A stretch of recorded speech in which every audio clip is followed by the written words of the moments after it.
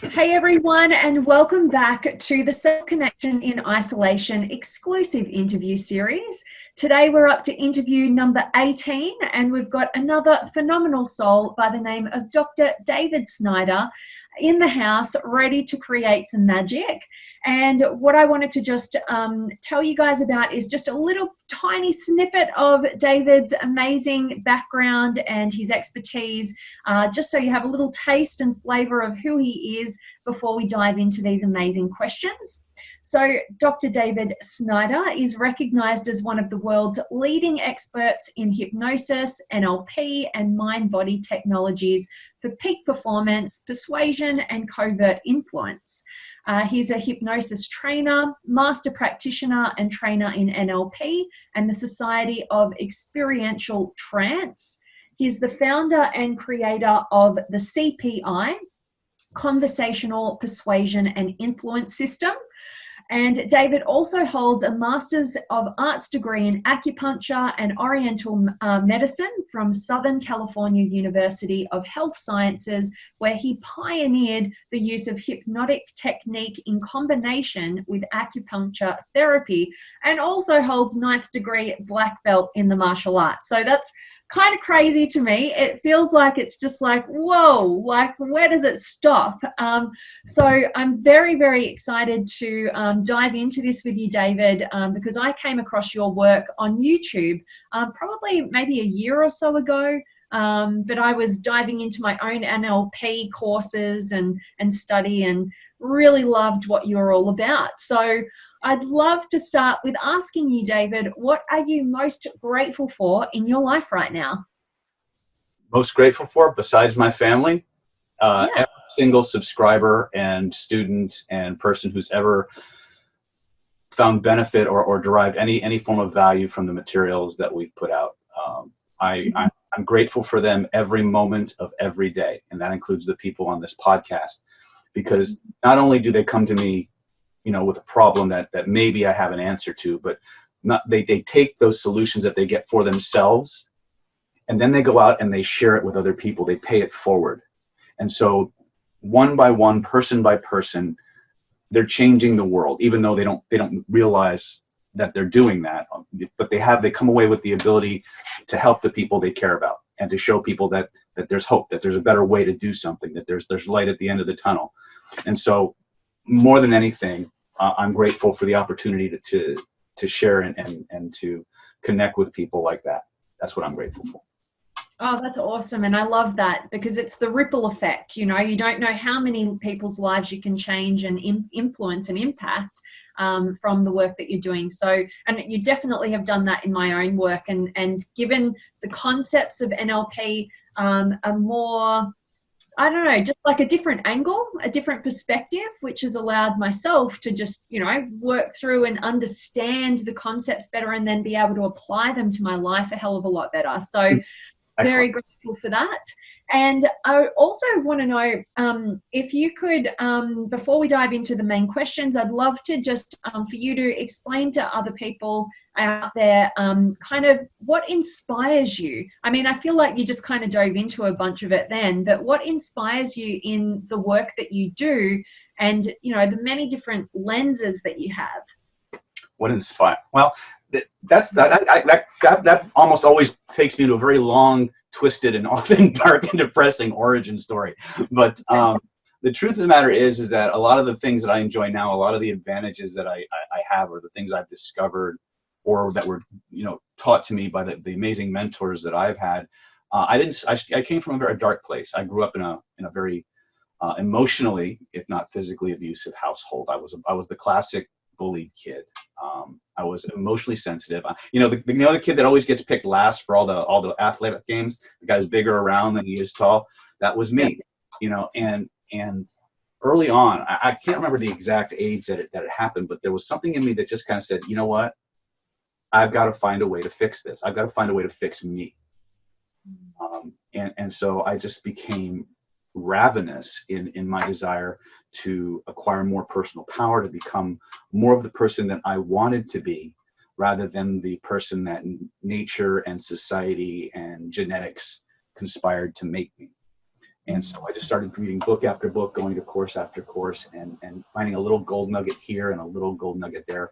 And every now and then I would find one of those radioactive gold nuggets in that big mound of poop, and it would be like the lights would come on, and my life would change. And over the year, I've made it kind of my mission to kind of sort through all the poop that's out there and find those little radioactive gold nuggets and put them in my little bag and just kind of hold on to them. And every now and then I'd take them out and I'd look at them.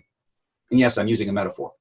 And I'd find out that these radioactive gold nuggets that I found were actually more like Legos, that you could put them together in different configurations and in different ways. And when you did it in certain ways, the result that you got was greater than the sum of the parts. Even though each piece by itself was like nuclear in its ability to create an effect, when you stack them together in the right way, literal magic would happen. And so when I see somebody take those pieces, whether they get them directly from me or one of my students, and I see the lights come on, I see the shift in them, and they can't go back to being that old person. That inspires me. It's both gratifying and humbling work at the same time, because it's like, there are things, and you'll hear me say this, if you ever watch any of my videos, you'll hear me say this. I'll look at somebody who comes in with like 20 years of chronic pain. They'll pull it out, they'll point to it, take it out, spin it, put it back in. 20 years of pain goes away and doesn't come back. And I'll just sit there and go, that shit shouldn't work. That just shouldn't work. But when you do things in the right way, the neurology literally unlocks and you can create powerful changes. And once people have that epiphany, we call it seeing the matrix. Yeah. And they become voracious to tap into, who they can really be. And to me, that's the empowering part. So part of it is to eliminate as much suffering as humanly possible, but at the same time to show people what's possible, the magic inherent in their own neurology. Wow. Okay, that's awesome. And I really, really resonated, and I loved your analogies with the radioactive gold nuggets and the poop. I really resonate with that because I tend to call myself a bit of the human guinea pig of personal development, which is what you're kind of articulating then. I messed myself up more times trying to fix myself than I can count. Yeah, absolutely. And then not only being able to help and transform yourself, and then being able to share what's been valuable for you with others, and have those aha moments, those epiphanies, those wakings up to the matrix is awesome. So I loved what you said in terms of, your work is predominantly focused on eliminating suffering. And it really leads me into the next question, because with this pandemic sweeping the globe right now, a lot of people are ending in suffering. And, there's a lot to think about in this realm, being real, getting into realism. But also, I'd wonder if you could share with us, what is your perspective through your multitude of amazing lenses, the work that you do and your expertise. How are you viewing this pandemic, and what are you seeing that's happening? Well, it depends. I'm seeing lots of things on a lot of different levels. On one level, it's an excellent study in mass influence. In other words, how these different groups are conspiring to create fear, panic, to get the masses to believe a certain thing or behave a certain way. And of course, you have the counter manipulation where it's all a hoax and a conspiracy. So it's interesting from a social influence perspective how all these different factions are kind of buffeting people who don't understand the forces that are being applied to them, and tapping into their fear responses and their amygdala and their emotional brain, and just overriding their ability for rational thoughts or analytical thinking. So that's one. On another level, you're seeing just how far people will be pushed before they push back. Human beings, we're freedom-oriented people. We tend to be very fearful because we're hardwired for it, but we're also very, very freedom-oriented, and we get, no matter how fearsome the enemy is, whether you believe COVID is just a cold, or it's like the next level, it's the bubonic plague of the 21st century. It's the fear that's more damaging to us than anything else. But no matter how fearful the enemy, human beings will only they'll only back up, or they'll only shrink so far before they dig their feet, dig their heels in the sand, and they say no more, and they start to push back, and they get what we call reactant. And now you see people walking up and down defying authority. Why? Because their freedoms have been encroached on in whatever way that they feel it is, whether it's because of the laws forbidding hairdressers from actually cutting hair, which is, I don't know if that's happening down where you are, but up here they're passing laws and threatening to put hairstylists in jail for cutting hair. But I think also what you see is there's two sides to everything, and while there's a tremendous amount of limitations that have been imposed on us, these isolated these moments of isolation are also giving us opportunities.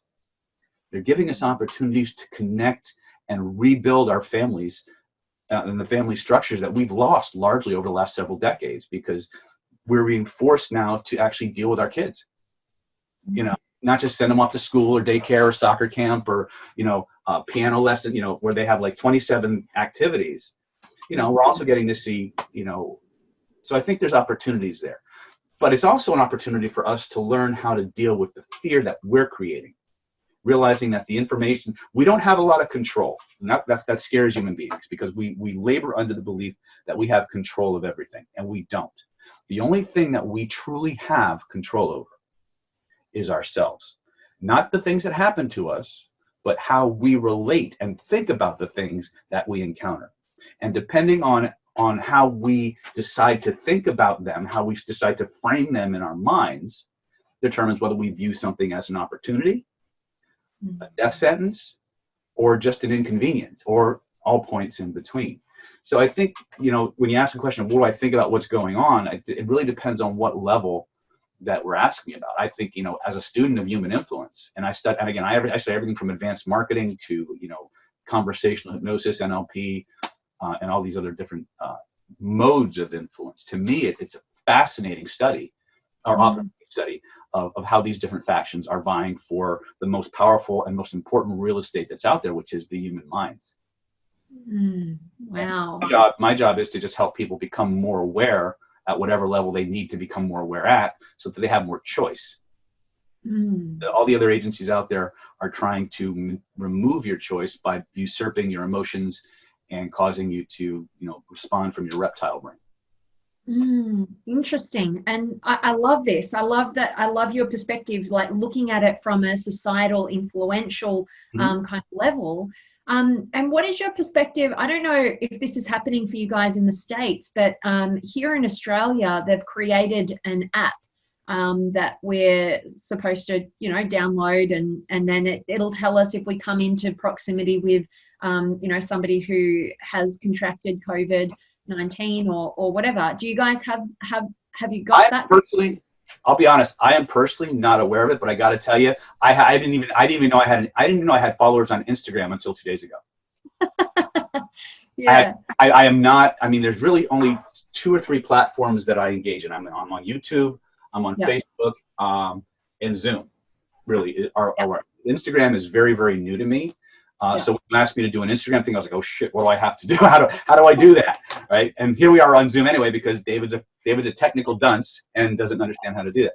But if there's an app, I'm not aware of it. That doesn't mean that the apps are very easy to create nowadays. My biggest question is, where do they get the database of people, that are verified as having it, and how does that affect privacy? So I don't know. I mean, I would say somebody somewhere has probably done it in some way, but I've never seen it.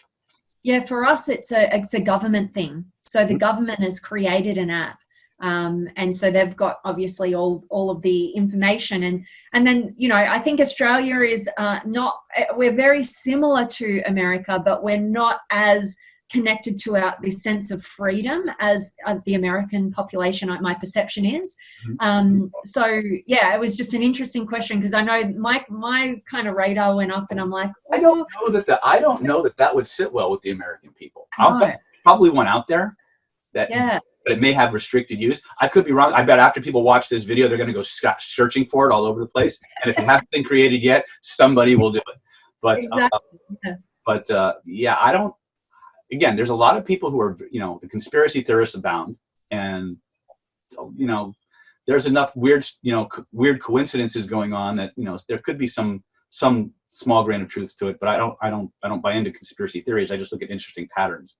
Yeah. So, somebody heard that there's an app, and then they'll go off the deep end with it. So.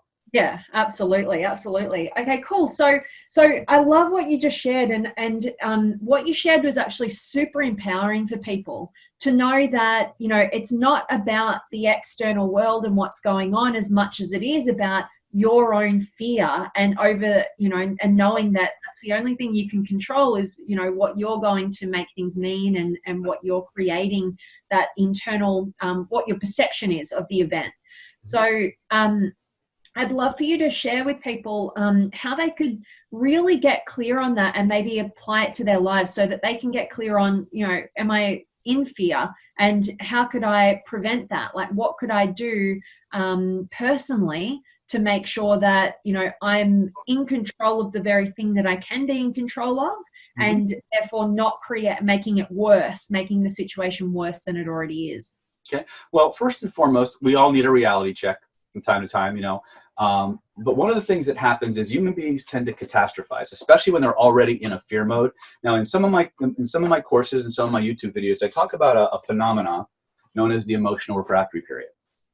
Okay. The emotional refractory period is a term that was coined by the great Dr. Paul Ekman in his book Emotions Revealed. And the behavior that the emotional refractory period engages in is that whatever psycho-emotional state you're in at any given moment, whether you're happy, whether you're tense, whether you're relaxed, whether you're joyful, ecstatic, whatever happens, your body likes to stay in whatever state it's at. It likes to stay there. And so what happens is when you shift into an emotional state, so let's say you're normal, you're neutral, and then you go into an intense state of joy. Okay, what happens is your body wants to stay there. It wants that to be the new normal. And so your neurology does something really interesting. It shifts what you pay attention to. So I don't know if I can share the screen with you, but let's say for a moment that you're in a room, and in that room there's 10 units of information, 10 pieces of data that you could pay attention to. 2 are inherently positive, and 8 are inherently negative. The emotional refractory period controls what you orient on first. So in other words, if I walk into that room and I'm in a joyful state, and there's 2 positive pieces of information and 8 negative, I will orient on the positive pieces first, even though they're in the minority. So that emotional refractory period that you're in changes your perceptual filter in such a way that you only pay attention to what reinforces or re-triggers the state. So if we understand that piece, the first thing we have to do when we encounter any situation or circumstances, we have to check ourselves. We have to say, what state am I currently in? Right? And if we already diagnosed that we're in an inherently negative state, we got to break that state. First and foremost, the fastest, easiest, most bulletproof way to change your psycho-emotional state anywhere, anytime, for any reason, is to change your posture and your breathing. Amy Cuddy did some amazing work. I think it was it Stanford or Harvard? I can't remember.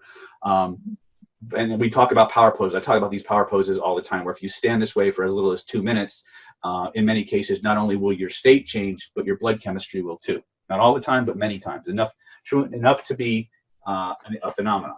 Now, for every psycho-emotional state that you have, there is a corresponding physiology and breathing pattern that enables it. So one of the drills that I do with my students many times is I'll have them stand up and remember a time in their life when they felt, when they saw something they wanted, they decided they were going to get it no matter what. They made a plan, they put that plan into action, and they went for it and they nailed it. Home run. And I have them relive that moment of triumph, that moment of victory. And I have them stand the way they were standing in that moment and breathe the way they were breathing in that moment. And then I have them summon up all of their willpower. And while keeping their physiology exactly the same, their breathing patterns exactly the same, I have them consciously try to feel bad. And they can't do it. Because the physiology controls the psychology.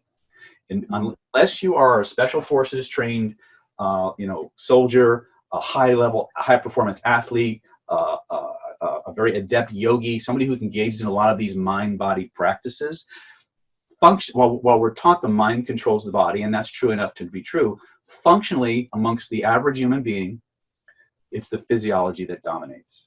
Okay, and you can research Roy Baumeister's willpower depletion theory to see how that works out. But the bottom line is the most bulletproof, fastest way to change your emotional state and, as a consequence, change your thinking is to change your posture and your breathing. So when you find yourself in these depressed or fearful or contracted postures, if you're self-aware enough to physically spread your feet and take up more space, within 2 minutes, your state will move. You will move from a nervous, anxious, depressed state to a confident, calm, stable, certain state. From that state, you are much better able to access your cognitive resources, and you can process the information in your environment differently. Okay, so when we realize, and we find ourselves, and sometimes it sneaks up on us. So sometimes something will happen, and we'll have this panic response. And the moment we feel that panic response and that little voice, like a little hamster on a treadmill, starts to wind up and give us all that negative dialogue, the fastest way to change it is to change your posture, change your breathing. And that, if you can hold it for as little as 2 minutes, that will even things out. As long as you remember not to break that, because that's where you have to have a little bit of willpower. Is you have to have enough self-awareness to hold the state, even though your body wants to change. Once you do that, now you can bring all of the cognitive resources you have to bear. Your analytical ability, your reasoning ability, your imagination is now back under your control instead of taking over. Now you can start to analyze or use other types of interventions that your state wouldn't have let you do before. Posture and breathing is where everything starts. So when you find yourself in fear, change your posture, change your breathing.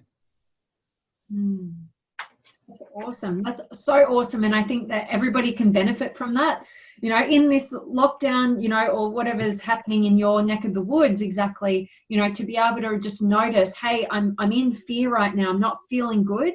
And then just to even just notice how in that position, like at that point, and just notice what your physiology is like at that point, and then be able to change it. And yeah, you mentioned Amy Cuddy. Yeah. Amy did the science research. We've been teaching work with poses and posture since 2004. Yeah, wow. Actively teaching it to our students as an influence tool, but it starts with self-influence.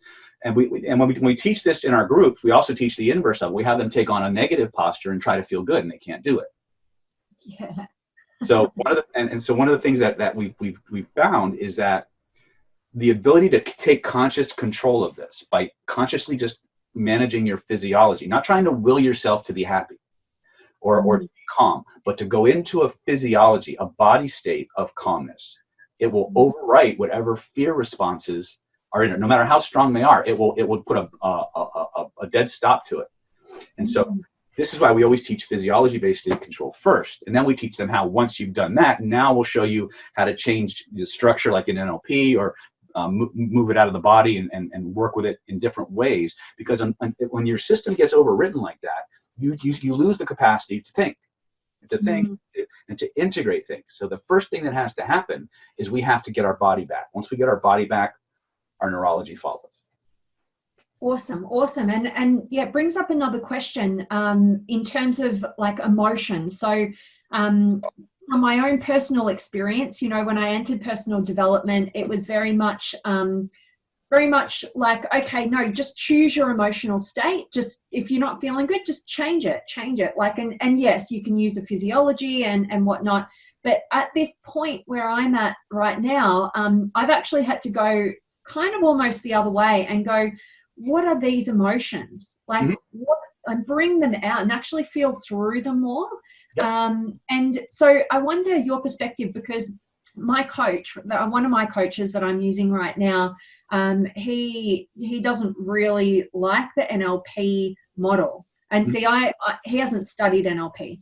I personally have. And I'm a bit like you in terms of I can see how they all fit together. It's not necessarily about having one or the other. And so my question for you is very much around, because a lot of people who don't know the work of NLP, but they just have a perception of it.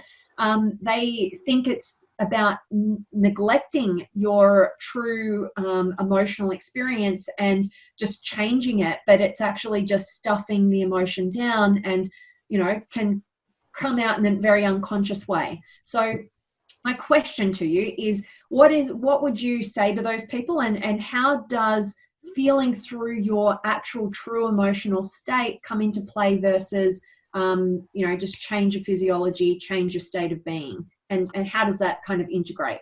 Well, first of all, as well known as I am in the NLP fields, I've also been very critical at times of classical NLP and its reliance on dissociation. The problem that we have many times is I take a very vibrational holographic approach to my NLP. In fact, thought about calling it vibrational NLP or holographic neurolinguistics. But there's two languages that you're dealing with in the body. You've got the language of the body itself and then human language. And so feelings are part of the language of the body. Okay. So, and there's that VAK coding system, or visual, auditory, kinesthetic, olfactory, gustatory coding system that also forms the building block of our spoken language, is also directly analogous to the code that runs the rest of the system.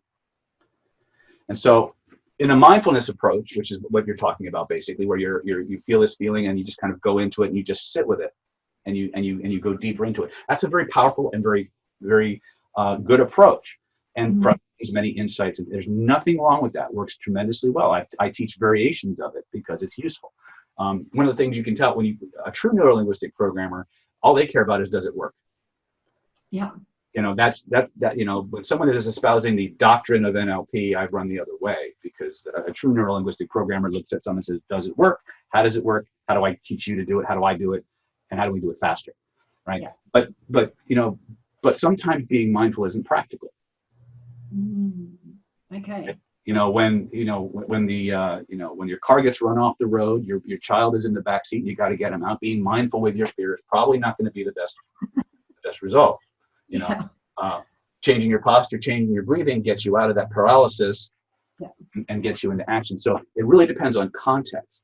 What we like to do is an integrative approach. We want to start, even when we're dealing with emotions that, like alchemical work, where we're clearing shit, for lack of a better word, shit being a technical term, specialized influence technology.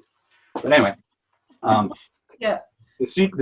everything starts with the body. State control starts with the body. Emotional cleansing or emotional transformation or transmutation starts with the body as well. The difference with like a kind of, we do like I call active mindfulness, where we're not just sitting with it, we're going into it and we're going to actually interact with the structure, the substance, and the story simultaneously. And depending on where the lion's share of the work needs to be done, that's what we're going to do. And it sounds complicated, but it actually just goes down to point to where you feel it. For every single emotional state that you have, there's going to be a body location. And I could go into all the theory behind why that's true, but if you think of your body like a big cloud server or a hard drive where you have an experience, it's encoded, and then it's like a cloud server just uploaded to the cloud that is your body and your neurology, you got pieces all over the place. But when you encounter a situation or a circumstance that isn't even remotely similar to something you've encoded or stored previously, the call goes out to all those areas and it reconstructs those feelings so you have an idea of what to do about it or what you did before, right? There's competing theories on how and why that works. Both support what we do. They don't negate them in any way. But it's always going to be a body feeling. Even somebody who's dissociated, someone who has like dissociative identity disorder, many times when you have them point to where they feel it, they'll point, but they'll point outside their body. And as you clear the traumas, their association will start to change. They'll start to reintegrate into the body. So one of the things that you can do is point to where you feel it. We call that a somatic address. Next thing you do is you look at it with your inner eyes. It's kind of a mindfulness thing. And then you ask yourself, if there were a color connected to that feeling, what color would it be? There's always going to be a color. Unconscious mind, and there's 6 dynamics when you're doing this kind of work that you need to slavishly pay attention to if you want to do really good self-work in a really quick way. The unconscious mind always answers first. Largest component of your unconscious mind is your body, your feet. And that's something that a lot of classically trained hypnotists forget. Because this is what the average hypnosis client in the chair looks something like this. Right? And we're talking to the subconscious mind, but we're leaving the biggest piece of the subconscious mind untapped, the physical body itself. So when you get that piece back into the process, you can resolve very deep, very intense emotions very, very quickly. And what often happens as a byproduct of that intervention is you get a spontaneous epiphany, a spontaneous perspective shift, just like you would in a mindfulness type of an interaction where you're just going deep into it and you're sitting with those feelings, and all of a sudden it clears and you have this sudden insight. Many times, automatically, you'll get those insights. You'll have that perspective shift that lets you know it's completely cleared. And you'll get epiphanies you didn't know that were there, that they're just buried in the emotion. But you point to where you feel it, you turn it into a color. And then depending on your level of skill set, you can ask your nervous system, if your unconscious mind, your autonomic nervous system knew exactly where this started, how it started, when it started, and could send you a feeling, a color, a vibration that would completely dissolve that away. What color would it send me? First answer, imagine a big ball of it above your head, breathe it through the affected area, and a large percentage of the time, it'll go away. The rest of the time, it'll go, if let's say the area that you're working on is this big, you breathe that color through the area, it drops to this. That means you've hit another shell. That's a different issue. And so a lot of times we call this the Russian doll effect, where you can just literally color breathe until it just goes away completely. Another thing that can happen is what we call body mapping, where you do the same process. This is a very simple process. It can be done in seconds. I do it with my 5-year-old, and everything. Okay, it works perfect. It works great with adults too, as long as you can get them to follow the process. It's a mechanical process. They don't have to believe it. They just got to do it. So what happens is, let's say I have something here, and I breathe the color through it, and it goes away. Now, all of a sudden, I'll get something here. So it'll go 1, 2, and I'll clear that, and then it'll go here, and then it'll go here, and it's just kind of spider webbing all over my body. We call that body mapping, and it's pretty much the same way. It's pretty much the same concept as the Russian doll effect. Is they're different but related issues that the unconscious mind, the neurology, has put together based on something they have in common. Right? These are simple, very content-free interventions that anybody can do. And all they have to do is get their posture back, get their state under control, point to where they feel it, and ask what color it is. Your unconscious mind will give you the response. It has to. The unconscious mind always answers first. It always answers honestly. It's always going to feel like you're making it up. It's always going to feel like you're making it up. You're always going to have an urge to edit what just came up. Yeah.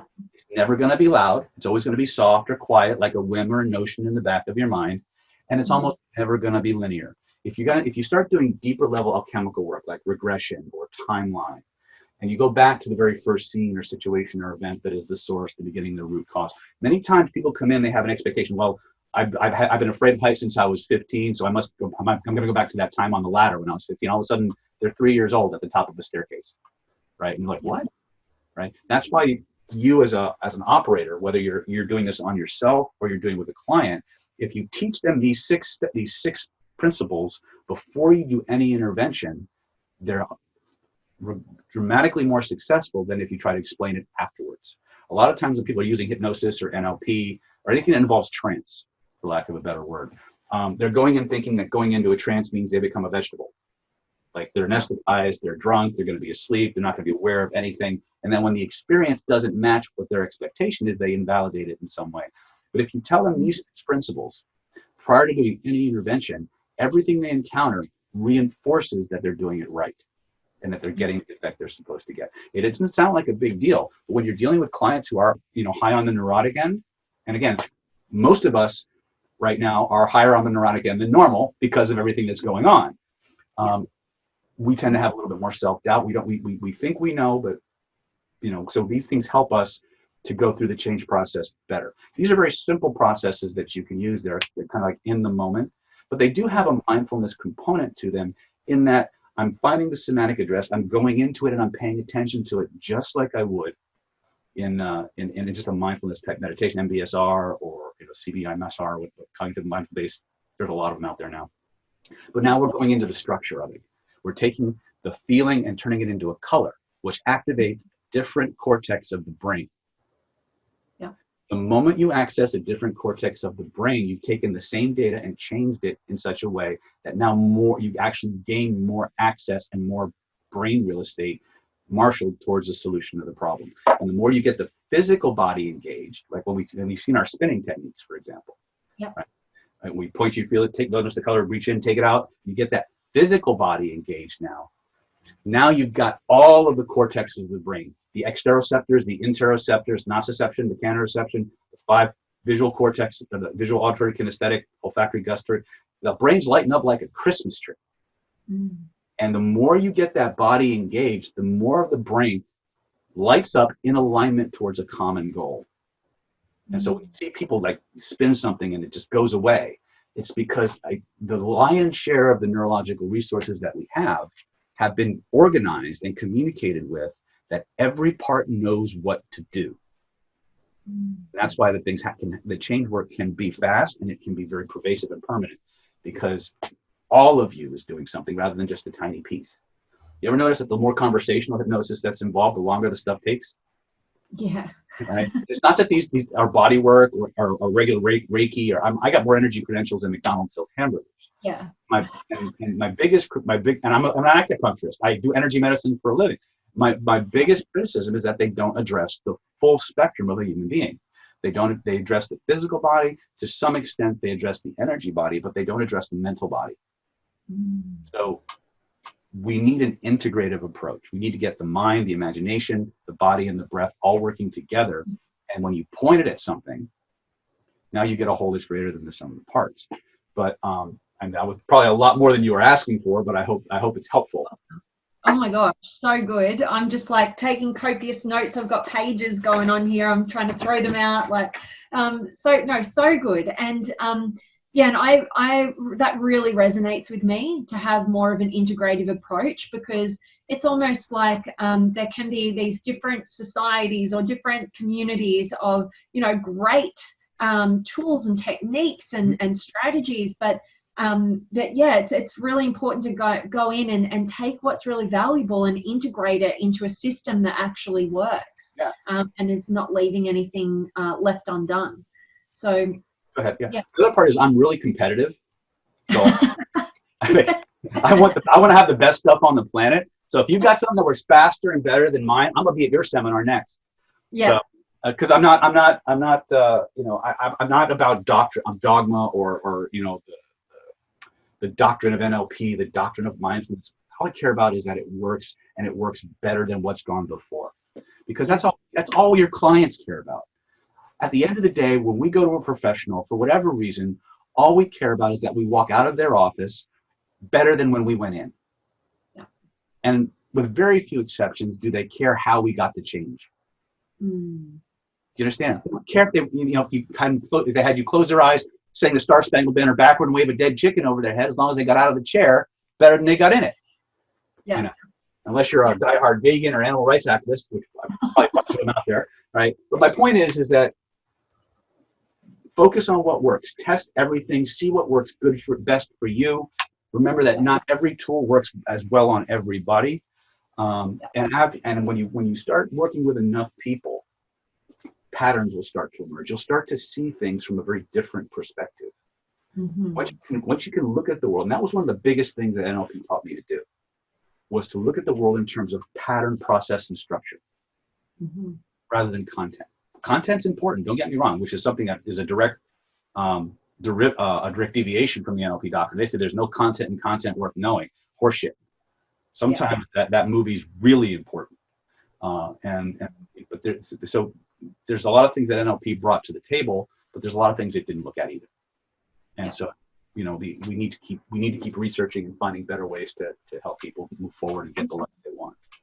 Oh, absolutely. Like, this is just, I'm really enjoying this conversation and hearing what you're talking about here, because it resonates with how I live my life. And I love learning from a diverse range of different people to see what's working for other people and how it integrates, like you say. So totally. So what I heard you say, for people at home, and they're like, oh, like, okay, so I might point to the part of the body where I'm feeling what I'm feeling right now, name it a color, all that sort of stuff. And, and then where did this come from? Where was the first time?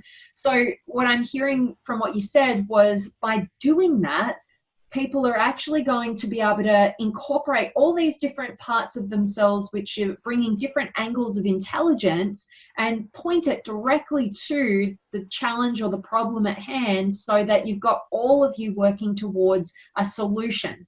Absolutely. Okay, as opposed to a lot of us who just feel the fear, and then we're like, I never want to feel that. Like, I'm just going to focus on this thing over here or avoid that. So it's a ticket out of, it's like a ticket to freedom or liberation by actually putting all of your consciousness toward it. It gives you tools, and it gives you an understanding that no matter what you're feeling inside, you have the power to take control of it. You have the power to change it. It's just nobody showed you how it all comes together.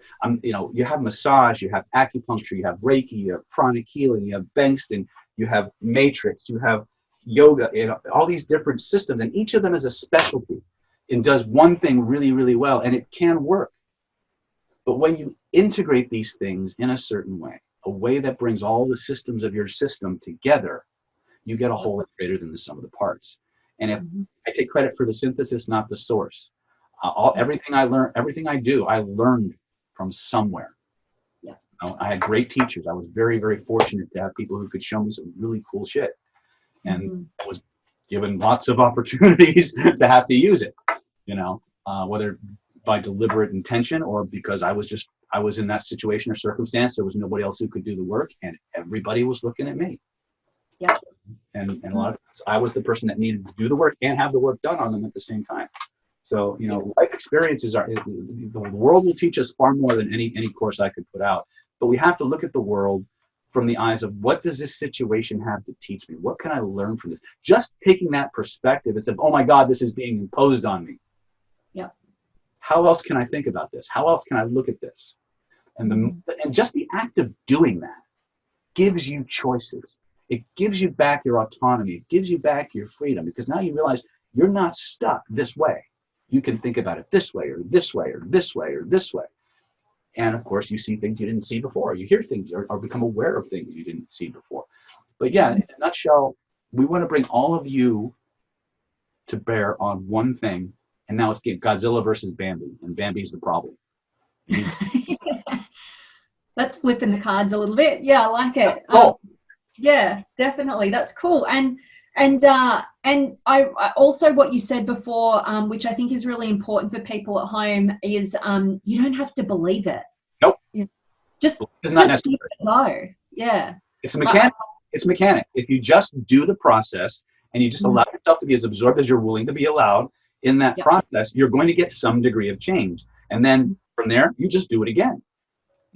That's the beauty of it. Some people go from like a 9.9 trauma level to 0 in one pass. Some people go from 9.9 to 8.7 to 6.5, and some people don't have it. I've seen it. Just be relentless and be playful, be curious, but change your state first. The moment you change your state, you get your power back. The way you change your state is by changing your posture, your breathing. That's awesome. I love that. And I want to also just touch upon, just to give maybe a bit of history or example, like, what's been one of the biggest challenges that you've personally had to overcome? Because I know you mentioned, like, you've used these processes, right? But what's been one of the biggest ones that you've transcended, or however you put it, overcome or moved through or broken through? Question. I think the biggest one, I think, for me, was overcoming the really, really visceral, deep feelings of betrayal that I experienced early on in my life, in my late teens, early 20s. I went through a really, really dark period where everything I thought was true about myself, the world, the people in it, turned out to be completely false, completely smoke and mirrors. And it decimated, it really decimated who I thought I was, where I thought I was going, what I thought I believed in, the people I thought I could count on. And it took me decades of work to realize, that I had to go through those things. On one level, I had to go. It didn't stop me from being pissed off about it, right? Because here's the thing that most people forget when they go through these moments of insight. Just because you have this moment that you have this epiphany that you had to go through that what you learned from it couldn't have happened any other way, doesn't always make the anger go away. You still got to clean that shit up. And so while I still look back on those times at the person I was and the people who betrayed my trust and broke my heart and all those things, I felt, even though I learned a lot, I learned a huge amount. I'm still learning when I go back and I revisit those experiences. But learning how to remove those feelings and the reason behind those feelings, the energy of those feelings from my body and transmute them into something else. That was probably the single biggest challenge I've ever faced, because I'm one of those people. I don't know if you know anything about handwriting analysis, but people have very heavy, like when they write their name, like if you feel the back of the paper, it's like they wrote in Braille. You can feel the bumps on the very heavy writers. I have writing that would scar desks. I hold on. I'm the kind of person to hold on to shit forever. Forever. And so for me to find very powerful, very strategic, tactical ways to go back, release those things, re-experience them from a different perspective, extract lessons from them, to remove them from my mind, remove them from my body, has been my life's work. And the biggest one that goes hand in hand with that was what you talked about earlier, was fear. I was the poster child for fear. I was afraid of everything. I was afraid to go out of my house for years. And everywhere I looked, I saw enemies. Everywhere I looked, I saw people who I thought were out to hurt me in some way. And it took me decades of self-work and introspection. It was part of my journey to become more personally powerful within myself. And as a result of that, suddenly I'm helping all these other people who are going through the exact same things I went through in their way. And the techniques I discovered and the things I did for me. Now, I'm very upfront. I didn't develop any of this stuff for any of you people. All right. Yeah. I developed it for me because I was in pain. I was suffering. I had a life that I said, this is good. No. I just said no. And I just was determined to find whatever I could to make that change. And we need to be relentless in that respect. There's going to be times in our life where we run up against obstacles, and even when we think we have an answer, it's going to be something that kind of gets in our way, and we need to decide to go over, around, through, whatever. We need that relentlessness to it. Relentlessness is the ultimate survival trait. That be playful. You got those two, you're going to win no matter what. But the bottom line is that getting over that sense of betrayal, that hurt, and the fear of constantly being betrayed or stabbed in the back or jumped, those were the two biggest things for me. And they were very much the driving forces for me. And I think in the courses that we've created, I've taken those experiences and people with similar experiences and what I've learned from them, and I've given people a tool set that they can go out and they can read people, and they can begin to understand personality and motivations, and they can understand social dynamics in a way that we didn't have the opportunity to learn and understand, and they can get the life they want. So for me, that fear and betrayal, I think, are probably the two biggest ones. Well, I'm really grateful I asked you that question, because I think that's going to really resonate with a lot of people who do have those experiences, those challenges. And I, for one, am grateful for your challenges, because you have created amazing work in this world, and you continue to do so. And I just really want to acknowledge you for the human being that you are, for the work that you do, for the challenges that you've had and overcome, and for everything that you've, gone out into the world and learnt about in such a diverse range, and brought it all together into this synergy. And it's allowed to, benefit other people. And like we spoke about at the beginning, really have that ripple effect, over the people that you're helping. So thank you so much for that. It's my honor. Absolutely. And thank you so much for your time. And, it's been such an honor to get to finally meet you. And I've been following a lot of your work, like I said, over the past year or so. So very, very grateful. And I wondered if you could share with everybody where they could best find more about you and the work that you're doing, and any recommendations that you have for them Sure. to begin on this journey of, self-influence. Yeah. Obviously, you have an amazing podcast channel and on Instagram, and I'm sure that's where this will be. So definitely you have access to some really high level thinkers, thought leaders and things like that. So obviously you have some great insights there. For those of you who want to find out more about what we do here at NLP Power, you can check out our free YouTube channel, David Snyder NLP, at YouTube. You can also go to nlppower.com, www.nlppower.com. And we have an events page of upcoming events, which are now all virtual until these quarantines go away. But we haven't canceled any events. We're still doing them. We're doing them all on Zoom. People are loving it. They would still much rather be in the room with me, but they're amazed at what we're able to do through the Zoom interface. And so ask for more classes to be done through Zoom, believe it or not. So that's another way that you can do it.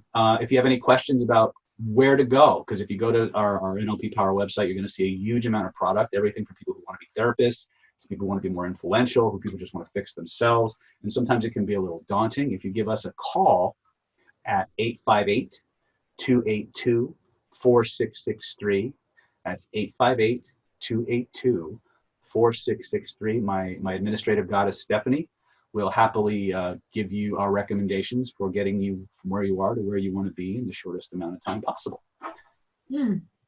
Awesome. Thank you so much, David. It's been an absolute pleasure, and I'll have this interview out to everybody across the platforms with all those links so that they can definitely make the most of the amazing work that you're doing. And again, just want to thank you for your time and look forward to everything that you're doing. And please, if there's anything that I could personally be doing to support you and your amazing work, always up for helping and supporting in any way I can. Excellent. Thank you so much, Vanessa. It's been a pleasure. You're so welcome. Thanks, David.